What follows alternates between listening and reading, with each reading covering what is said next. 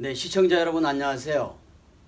아주경제 논설실 오늘의 평론 오늘의 대한민국입니다.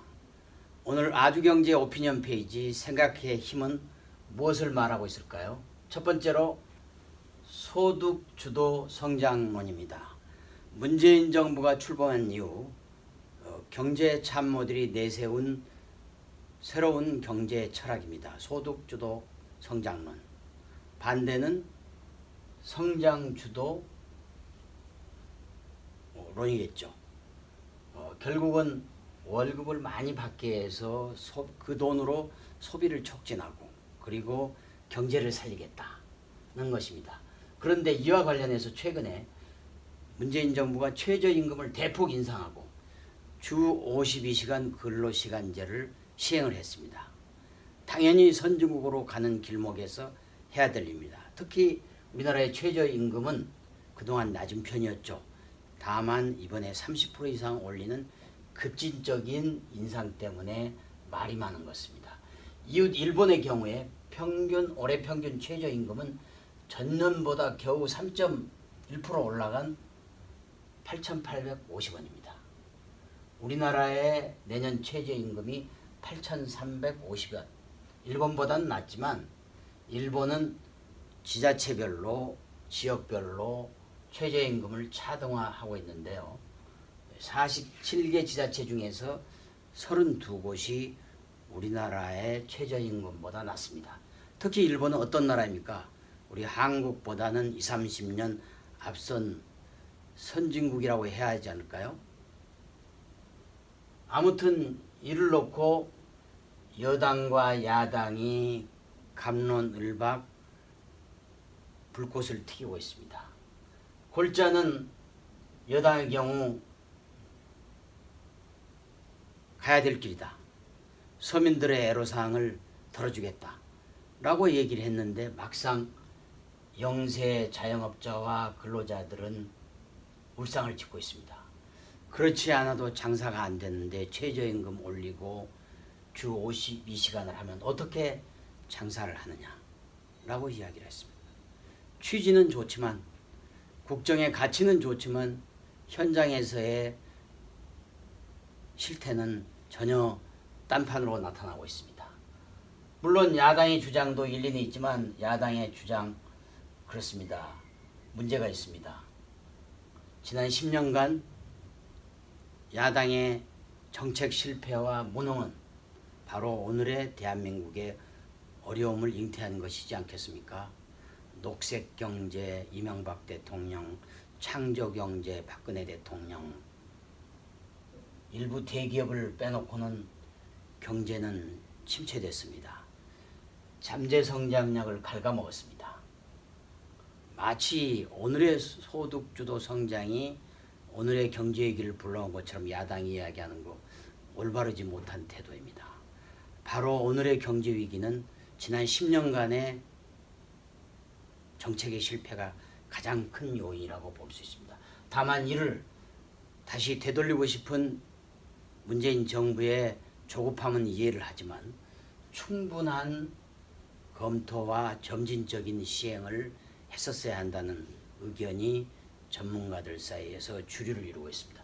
특히 자영업자들의 어려움, 최저임금 주 52시간 뒷면에는 비싼 임대료 그리고 프랜차이즈 본사의 갑질 등등의 여러 가지 다각적인 요인이 있습니다. 이거를 종합 분석하지 않고 선과 악의 가치 판단으로 정책을 결정하는 거 극히 위험합니다.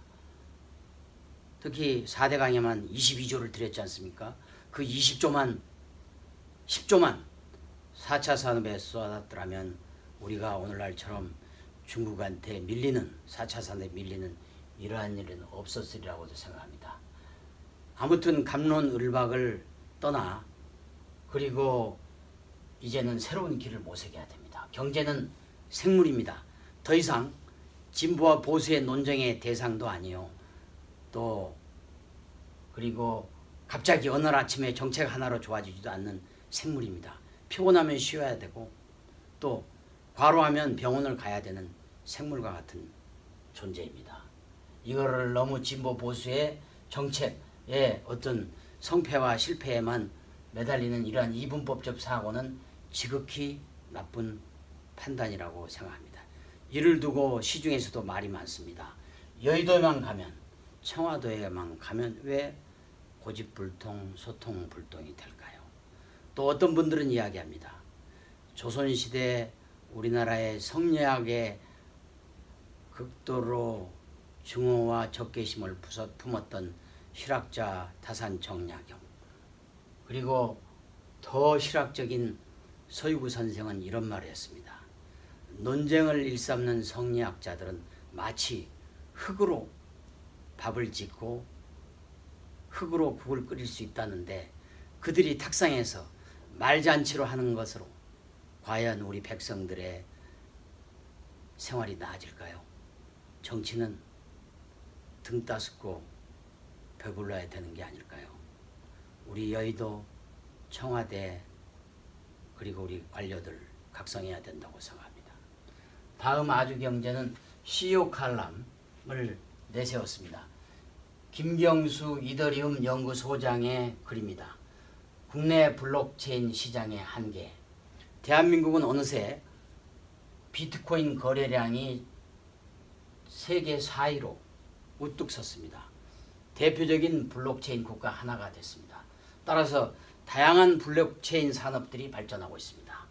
그렇지만 이런 양적 팽창에 맞춰서 제도적 개선과 보안 문제가 아직은 갈 길이 먼 상태입니다. 현재 대한민국에서 그리고 전 세계에서 사망 판정을 받은 가상화폐는 무려 1077종에 달하는데, 그리고 현재 스캠이라고 그러죠. 그 코인으로서 블록체인의 가상화폐로서 전혀 존재감이 없는 스캠들이 넘치고 있습니다. 최근에 말썽이 된 신일건설의 코인 역시 울릉도에서 러시아 보물선을 건지기 위해서 코인을 발행한 코인 역시 바로 이러한 사례가 아닐까 합니다. 앞으로 블록체인 산업이 21세기의 주도 산업이 되는 것은 분명해 보입니다. 그렇다면 어떻게 해야 될까요? 정부가 새로운 제도와 그리고 보안 문제를 신경을 써야 됩니다. 특히 지난 2월 국무총리실 국무조정실은 대책을 내세운 이후에, 내책을 발표한 이후에 5개월째 아무런 조치도 취하지 않고 있습니다. 그동안에 많은 해킹이 있어가지고 우리 선의의 투자자들이 피해를 수백억씩 피해를 본 바도 있습니다. 이러한 일을 막아야 됩니다. 이낙연 국무총리께서는 국무조정실에 지시를 하셔가지고 빠른 액션과 빠른 학습 해야 됩니다. 우리 공무원들 공부해야 됩니다. 4차 산업은 해답이 없습니다. 눈앞에 해답이 없습니다. 공부하면서 새로운 길, 새로운 산업을 만들어야 되어가는 새로운 신산업입니다. 우리 공무원들의 분발과 그리고 학습을 바랍니다. 대단히 감사합니다. 지금까지 아주경제 논설실 오늘의 평론, 오늘의 대한민국이었습니다. 감사합니다.